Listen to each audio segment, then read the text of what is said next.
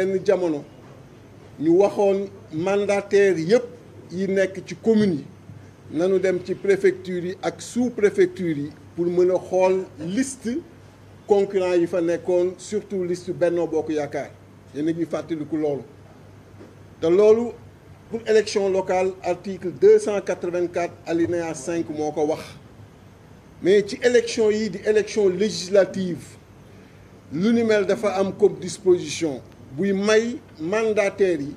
dem xool yeneen liste yi moo tax tey daanaka direction générale des élections laa yendu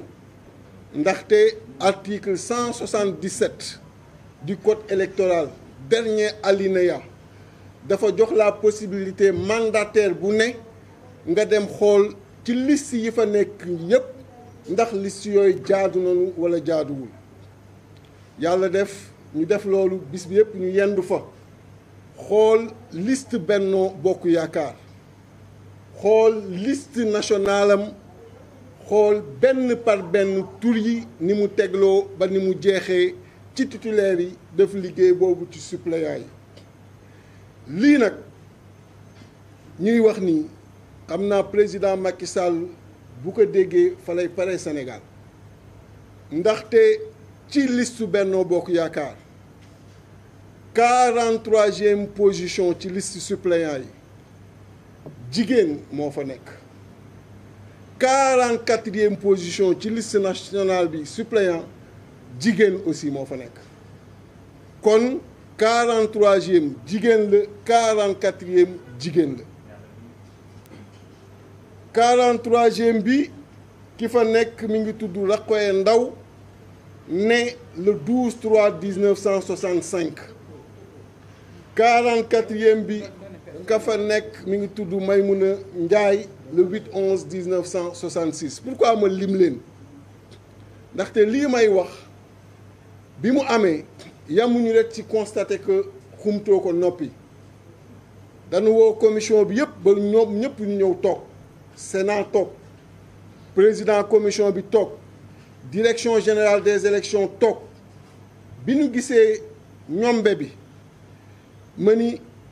ñi nga xam ni ñoo nekkal Sénat nga xam ni lépp lu ñu déposé dañ ci am copie ma ni leen jox leen ma seen copie ma xool est-ce que seen copie méngoo na ak copie wu direction générale des élections ñu jox ma bi ma joxee ñu teg ñaari copie yi ñoom ñëpp di gis parce que lu amul seede baaxul ñu gis ni effectivement li nekk ci copie direction générale des élections moo nekk ci copie Sénat ñaari jigéen yooyu ñoom ñoo toppante kon loolu je pense que li muy tekki leer na moo tax bi ñu paree ñu ni le président de la commission comme lii am na nanu def PV de constat yàlla def na comme mbir mi dafa ni weng lim ñu bañaloon bële passé nga xam ni buggul woon def PV recevoir suñuy dossier bi ñu ñëwee bi yoon mu nangul ñu ko ndaxte lépp a leer ñoom ñëpp ñu wan leen ñu génne ma demandé ñu génne ci dossier wu Benno Bokk Yaakaar yi dossier wu ñaaru jigéen yi parce que li ñu doon bañ mooy ñu ñëw ni Maymuna xëy na góor la wala ñu ni tey jii Roqee góor la moo tax avant sax ñuy dressé PV bi dama leen indi leen kees gi ñu indi ma génne ñaari dossier wu ñaari jigéen yooyu teg ci taabal yi bi ma leen di woon liste bi ni ñu toppantee ma wan leen en même temps ñaari tur yooyu ku nekk seen référence moo tax nga gis ma am ko nii mu nangu kon ni lii wér na li nii leer na ci la defee PV bi dressé ñu ko bi mu defee PV bi ñu dressé ko ci kanamu Sénat kanamu représentant wu commission bi yëpp kanamu président wu commission bi mu déchargé def ci tampon am signé ko kon ne ñëpp xam ni Benno Bokk Yaakaar listam dañ koy rejeté liste nationale am kon amul liste nationale ci élection locale yi ci élection législative yi ñu jëm kon loolu la tey jii nii suñu liggéey bi nga xam ni moom lañ doon def wane preuve à l'appui ak décharge bi nga xam ni moom la ñu defal ci kanamu képp ku fa nekk nga xam ni kenn du mën a tey jii nii dellu si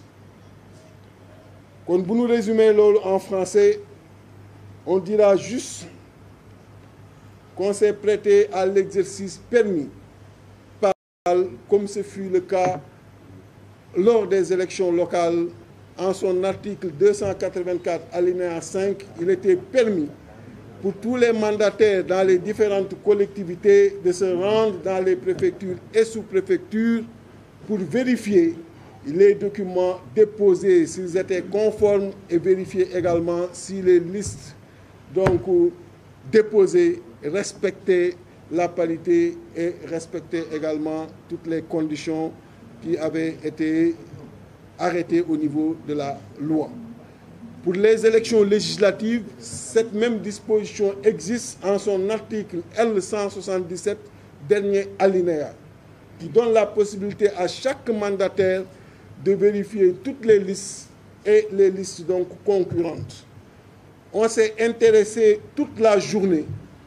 sur la liste de Benno Bokk Yakaar. On s'est intéressé à cette liste-là. Quand nous avons procédé à la vérification, on s'est rendu compte que sur la liste nationale, à la 43e et 44e position, il y a 2 femmes qui se suivent. J'ai donné tout à l'heure leur nom, c'est Rokhaya Ndaw et Maymouna Ndiaye,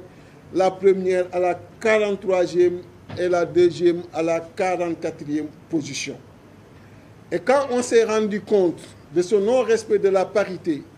on a voulu aller beaucoup plus en profondeur en interrogeant les responsables de la Sénat qui étaient présents.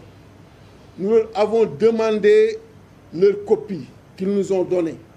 Et on a fait la comparaison entre la copie reçue de la Direction générale des élections et celle provenant de la Sénat. Et effectivement, sur ces mêmes positions et sur ces différentes listes, il y a 2 femmes qui se suivent. C'est pour cette raison que nous avons demandé devant toute l'Assemblée à ce qu'un PV de constat soit aujourd'hui dressé et qu'il nous fasse une décharge, ce que les membres de la commission ont accepté, ce que le président de la commission a accepté. Et nous avons tenu à revenir sur tout ce qu'on a vu, et pour cette fois, différemment de l'autre jour où il n'avait pas voulu prendre nos documents, encore moins nous faire une décharge sur ce qu'on était venu déposer. Pour cette fois, comme c'était flagrant et c'était une chose constatée par tous les membres qui étaient présents, il a accepté de nous dresser, de nous décharger le PV que nous avons dressé. Et vous avez ici la signature de la commission,